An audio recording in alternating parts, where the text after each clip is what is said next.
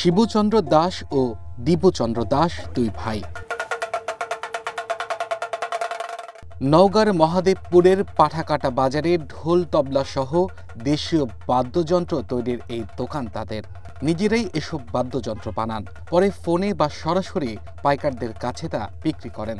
গত 40 বছর ধরে পা হারানো এই দুই ভাই চালিয়ে যাচ্ছেন নিজেদের এই ব্যবসা।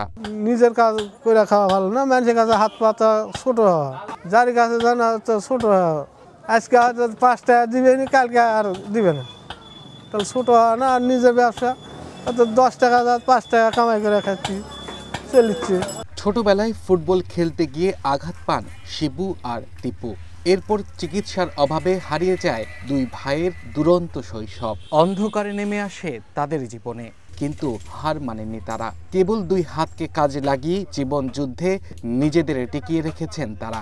দীর্ঘ সময় ধরে তৈরি করছেন নান্দনিক এসব দেশীয় বাদ্যযন্ত্র।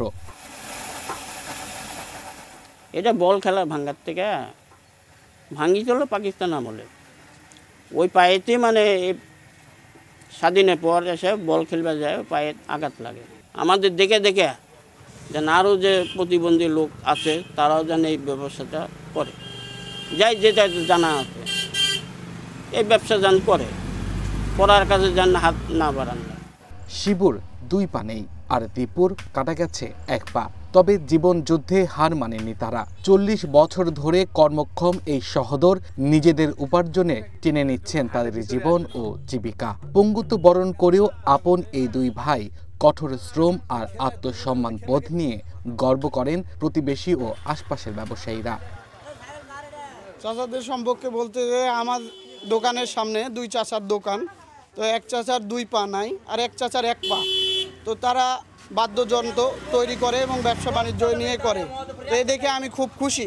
তারা যে ভিক্ষাবৃত্তি করে না, মানুষ যে ভিক্ষাবৃত্তি করে এরকম কোনো করে না, তারা নিজ কর্মে পা দুটো নাই থাকা সত্ত্বেও তারা কর্ম করে খাচ্ছে। এ দেখে আমি খুব আমি দোকানদার হিসেবে আমি গর্বিত।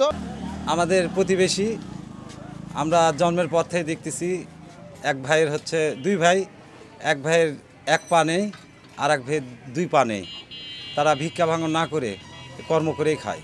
শারীরিক প্রতিবন্ধী শিবু আর দীপুর ব্যবসা প্রসারের জন্য প্রয়োজনীয় সহযোগিতার আশ্বাস দিয়েছেন বাংলাদেশ ক্ষুদ্র ও কুটির শিল্পের এই কর্মকর্তা। এটা অনেকের জন্য একটা সুস্থ, অনেকেই বেকার ঘুরে বেড়াচ্ছে যারা একদম সুস্থ সবল, তাদের জন্য একটা বড় মেসেজ হতে পারে যে একজন শারীরিক প্রতিবন্ধী হওয়া সত্ত্বেও তারা কোনো কিছু হাত না বাড়িয়েই কিন্তু নিজের পায়ে স্বাবলম্বী হচ্ছে।